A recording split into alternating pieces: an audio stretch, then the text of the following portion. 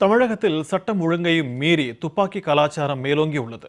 மக்களின் பாதுகாப்பை உறுதி செய்ய வேண்டிய காவல்துறையும் உளவுத்துறையையும் தனது நேரடி கட்டுப்பாட்டுக்குள் வைத்திருக்கும் முதலமைச்சர் ஸ்டாலினோ வெற்று விளம்பரத்தையே குறியாக வைத்து ரோட் ஷோ நடத்தி கொண்டிருப்பது கடுமையான விமர்சனங்களுக்கு ஆளாகியிருக்கிறது.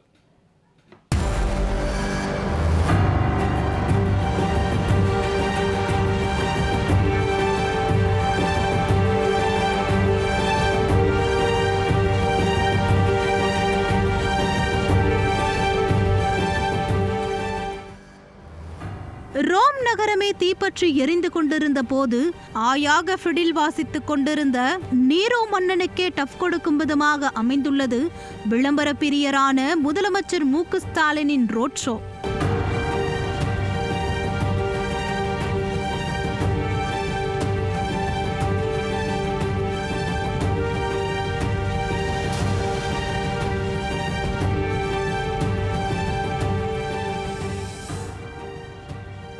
ராணிப்பேட்டை மாவட்டம் சோளிங்கரை சேர்ந்த பாமகவின் ஒருங்கிணைந்த வேலூர் மாவட்ட இளைஞரணி செயலாளரும் வழக்கறிஞருமான சக்கரவர்த்தி கடந்த 11ஆம் தேதி இரவு இருசக்கர வாகனத்தில் சென்று கொண்டிருந்த போது தவறி விழுந்து உயிரிழந்ததாக முதலில் சொல்லப்பட்டது.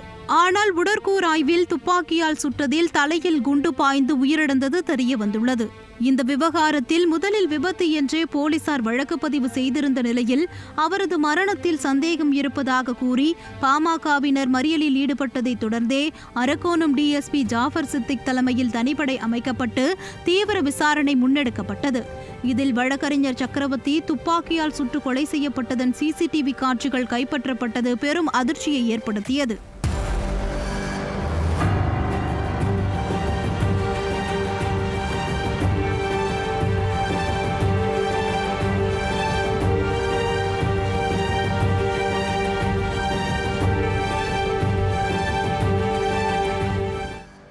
உண்மை நிலவரம் இப்படி இருக்கையில் எந்தவித விசாரணையும் முன்னெடுக்காமல் வழக்கறிஞர் சக்கரவர்த்தி வாகனத்திலிருந்து தவறி விழுந்தே உயிரிழந்தார் என்ற முடிவுக்கு போலீசார் வந்ததன் பின்னணியில் காவல்துறையின் எல்லை கடந்த அலட்சிய போக்கே காரணம் என்று குற்றச்சாட்டு எழுந்துள்ளது.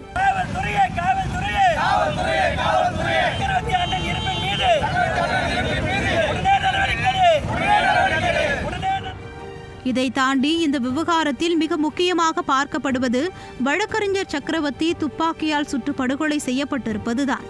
நாளுக்கு நாள் அரங்கேறும் கொலைகளால் எங்கு திரும்பினாலும் இரத்தவாடை வீசும் அளவுக்கு தமிழகம் கொலைக்களமாகவே மாறிவிட்டது. இதுவரை அரிவாள், கத்தி போன்ற ஆயுதங்களாலே கொலைகள் அரங்கேற்றப்பட்டு வந்த நிலையில் தற்போது துப்பாக்கியால் படுகொலைகள் அரங்கேறும் அளவுக்கு தமிழகத்தில் சட்டம் ஒழுங்கு என்பது அதல பாதாளத்தில் புதையுண்டு போயிருப்பதாகவே விமர்சனங்கள் எழுந்துள்ளது.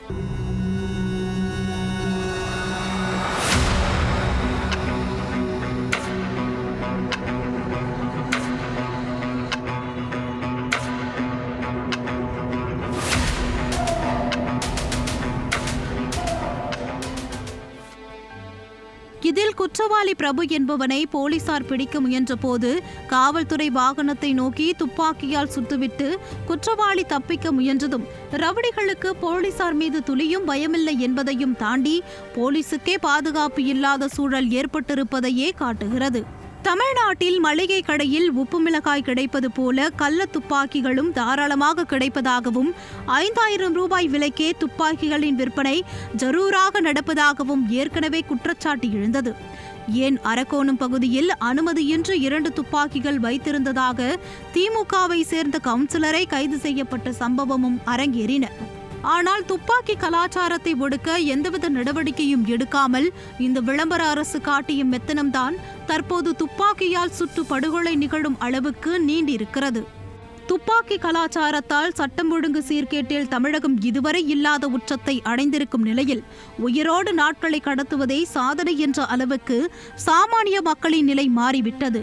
தமிழ்நாட்டில் துப்பாக்கி கலாச்சாரம் அடியோடு ஒழிக்கப்பட வேண்டும் என்ற கோரிக்கை ஓங்கி ஒலித்துக் கொண்டிருக்க அது குறித்த அக்கறை கொஞ்சமும் இல்லாமல் வெற்றி விளம்பரத்திற்காக முதலமைச்சர் ஸ்டாலின் ரோட் ஷோ என்ற பெயரில் விளம்பர வீடியோ ஷூட் நடத்தி கொண்டிருப்பது மக்களை கடும் கோபத்துக்கு ஆளாக்கி உள்ளது.